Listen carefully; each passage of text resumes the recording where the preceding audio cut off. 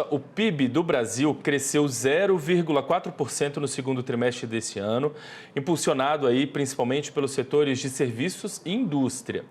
O agronegócio se destacou, com alta expressiva de 10% na comparação com o mesmo período do ano passado. Além de um bom desempenho da pecuária, esse resultado se deve à safra recorde de grãos. Temos aí milho, soja, arroz, enfim, são destaques. No geral, houve uma desaceleração no ritmo de crescimento da economia do país. Vamos conversar sobre esse cenário agora, ao vivo, com a assessora técnica da CNA, a Isabel Mendes, ela que mais uma vez aqui nos dá o prazer da participação no nosso Agronotícias. Ô Isabel, muito obrigada, viu, mais uma vez por participar aqui com a gente. Um bom dia para você, tudo bem? Tudo bem, Felipe? Eu que agradeço a oportunidade. Esses dados aí estão quentinhos, né? Então, vamos repercutir um pouquinho aqui com a nossa audiência para o pessoal entender. A gente pode fazer, acho que, uma análise desses dados com diversos recortes. Vamos primeiro falar do crescimento no comparativo, então, com o mesmo período de 2024, porque foi um crescimento de 10%, pouco mais aí de 10%, né, de melhora. O que ajuda a justificar esse desempenho tão positivo em relação ao mesmo trimestre do ano passado, Isabel? Bom, Felipe, é exatamente o que a gente, quer dizer, como você falou, né, quando sai o resultado do PIB, a gente teve ali o resultado do segundo trimestre desse ano e a gente tem as várias comparações, né, a gente compara em relação ao trimestre imediatamente anterior, mas essa comparação que você colocou em relação ao mesmo trimestre do ano passado é ideal, porque a gente tem, particularmente na agropecuária, muita sazonalidade, né? E aí a gente sabe que no primeiro trimestre do ano, a gente tem aí importantes safras, né? A de soja, de milho, que trazem aí um impulso muito forte no resultado. Então, quando a gente pega o segundo trimestre e compara com o imediatamente anterior, a gente não é uma comparação favorável, tanto que, né, já adiantando, a gente teve ali uma pequena queda de 0,1% já esperada. Mas então, quando a gente faz essa comparação com o mesmo trimestre do ano passado, a gente teve, como no início da reportagem destacou, né, um resultado interessante para a pecuária, porque a gente está ali aqui numa virada de ciclo, se a gente olha particularmente em relação aos bovinos, né, então a parte de abate, quando a gente olha o resultado ali da pesquisa trimestral do IBGE, houve um crescimento de 4,2%, a gente tem ali, claro que tem uma questão também do período, né? Então é um período ali mais de seca, né? Então o pasto fica seco, então tem ali um abate maior. Tem também essa questão, então, um abate muito grande das fêmeas, então a gente teve um crescimento aí dos bovinos, mas a gente também teve em relação a suínos e em relação a frango, aí este crescimento repercutindo então nesse resultado da pecuária que puxou ali o resultado do setor como um todo, e como você citou, a gente também teve ali, né, então, soja, milho, arroz, algodão, café, também puxando esse resultado positivo com crescimento. A gente está ali, este ano a gente tem um clima mais favorável nas principais regiões produtoras. É claro, se a gente olha especificamente em alguma região, às vezes a gente teve uma queda de produtividade, mas de forma geral a gente tem aí essa previsão de super safra, né, ali pela Conab, 225 milhões de toneladas, né, quase 50 milhões em relação ao ano anterior, e a gente tem que lembrar que ano anterior também a gente teve uma quebra de safra por causa de questões climáticas, né? E aí nessa comparação a gente vê esse resultado tão positivo da agropecuária, acima de 10%, que sim está puxando o resultado do país, né? A gente vai ter aí o crescimento do PIB brasileiro em boa parte em razão do resultado do nosso setor.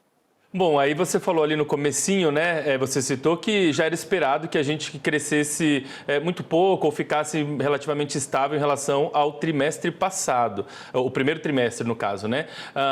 Por que então já era esperado essa estabilidade? A gente recuou aí 0,1%, mas na verdade é quase uma estabilidade, né? Por que já era esperado esse desempenho? É comum o segundo trimestre ser relativamente aí, estável em relação ao primeiro?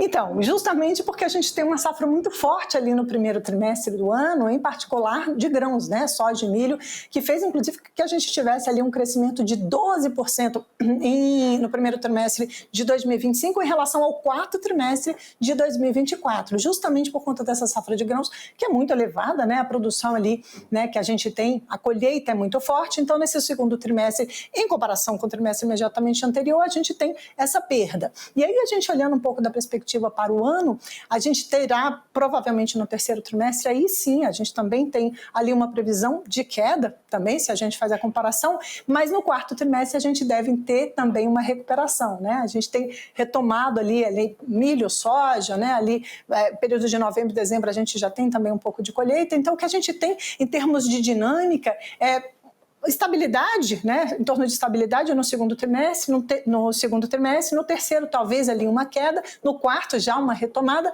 mas a gente fechando o ano provavelmente com um crescimento em torno de 7% para a agropecuária.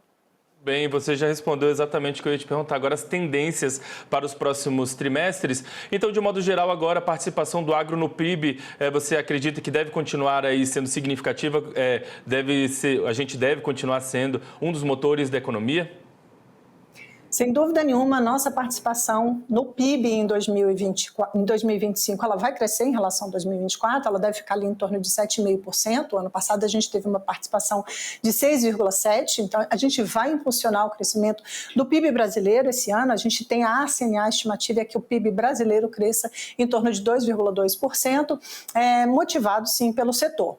Claro que a gente chama aqui atenção para algumas questões e algumas preocupações, como eu falei, o clima está mais favorável, menor incidência de pragas, mas do ponto de vista financeiro a gente sabe que vai ser, né, a gente olhando daqui para frente, a gente teve anúncio do Plano Safra no meio do ano com altas taxas de juros, então vai ser uma safra cara, é um custeio caro, é difícil fazer novos investimentos, né, então um pacote tecnológico que talvez deva permanecer aí mais neutro, né, assim, novos investimentos nesse momento vai ser muito difícil, então a gente está até falando agora, inclusive projeção, né, mais no final do ano que vem, é que aí a gente tem aí uma questão do ponto de vista financeiro.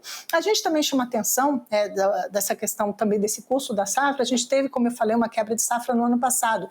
E aí a gente tem alguns produtores que acabaram entrando nessa situação de endividamento. Por que eu estou chamando atenção? Porque a gente também acabou, semana passada a gente teve o anúncio ali do projeto de lei orçamentária, e uma das políticas fundamentais para o nosso setor é o seguro rural, né? Nós tivemos uma reunião recentemente com o relator da Lei de Diretrizes Orçamentárias, o projeto de lei, pedindo não contingenciamento, não corte desses recursos que são muito importantes para o nosso setor e a gente precisa de mais recursos para justamente, tendo uma intempérie climática, o produtor conseguir, né, sanar a sua situação financeira e manter a safra, que é o que se manter no campo, que é o que faz com que a produção e a produtividade aumentem, né? E isso tem aí uma geração de riqueza para todo o país, inclusive com repercussões sobre o PIB nacional.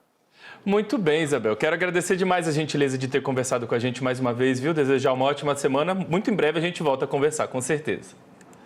Muito obrigada, Felipe. Até uma próxima. Valeu. Agora são 11